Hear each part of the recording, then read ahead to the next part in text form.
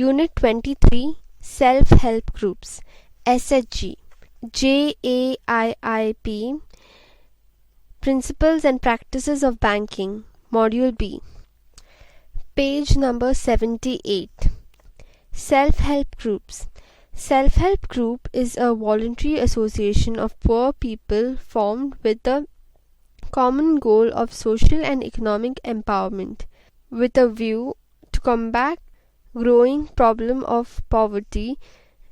Formation of self-help groups has been launched. The credit is not the primary objectives of an SHG. It comes into play only when the group graduates to a highly functional entity, gains ability to undertake productive and income generating activities, and becomes capable of undertaking exposure to risk. SHGs are registered or unregistered, small, economically homogeneous and affinity groups of rural poor voluntarily coming together for mutual benefits. Need for SHG. Major reasons. 1. To mobilize resources of individual members for their collective economic development. 2. To create a habit of savings and utilize local resources. 3. To assist the members financially in case of need. 4. To develop entrepreneurship. 5. To develop linkage with institutions. 6. To help in recovery of loans. Stages in SHG running. The SHG completion involves 4 stages, namely A. Group formation, B. Group stabilization, C. Microcredit stages, D. Micro enterprise development stage. Important features of an SHG. Number of members can be between 10 to 20, but for irrigation projects there is no ceiling on number of members. For handicapped people group, 5 to 20 members.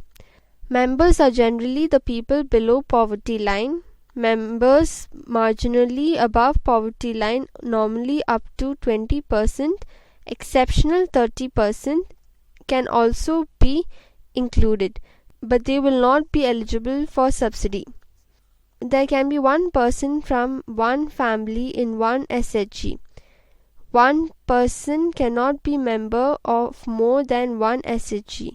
There have to be regular weekly or fortnightly meetings. The members are to save regularly for out of their earnings. Saved funds are meant for lending to members, on which decisions is to be taken by all members. There should be proper record or bookkeeping. Registration is optional. Bank linkage by way of saving account with the bank in their service area. Functions of SHGs. The group may undertake following functions. 1. Holding regular meetings that can be weekly or fortnightly or monthly, so as to understand each other, including their difficulties. 2. Attendance at meetings. It should be compulsory. Record to be maintained. It helps in building trust. 3. Common place. Group should meet at a common place. 4. Compulsory savings. Group members must deposit their savings with the group, on which normally no interest to be paid. The savings not to be adjusted against loans, if any, taken from the group by the members. 5. Maintenance of accounts. Group members to maintain accounts in simple way for all the expenses, savings and loans and their repayment, etc. 6. Resolutions. From time to time the members to pass resolutions on various matters concerning the group and also to record minutes. 7. Bank account. A group should have a bank account to be opened on the basis of resolution from group members to be signed by all. 8. Use of savings of group. Group savings to be used as loan to members. Bank linkage program for SHGs. Kalia committee set up by RBI had recommended financing SHGs. The scheme of linkage of SHGs with banks, page number 79, was launched in 1992 under the aegis of NABRD. Revolving fund to SHG for capacity building purposes. SHGs can be sanctioned revolving fund open bracket where there is bank linkage for at least for 6 months and meets the above criteria close bracket in the form of overdraft or cash credit in corpus. Loan ratio of 1:1 to 1:4. Minimum subsidy of rupees 5,000 and maximum rupees 10,000 being equal to group corpus could be available. Additional subsidy of rupees 10,000 is available as second dose for SHG showing promise. This amount has no linkage with the number of members in a group. It is used to lend the funds to members or any other purpose for which it is meant and as the groups decides.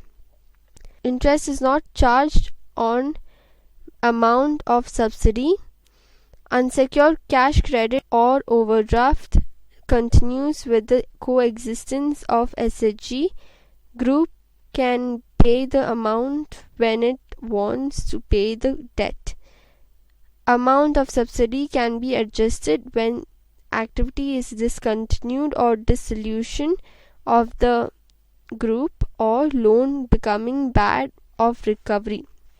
For computing exposure of the bank in unsecured advances, it is to be excluded. Indirect assistance through NGOs which are registered ones with good track record, having proper record maintenance and proper financial management capacity. It should collect SHG saving regularly. NGO prepares projections for lending for 1 to 3 years and provides 25% margin. Amount of loan is up to 75% to be sanctioned as a term loan with 100% refinance from NABRD.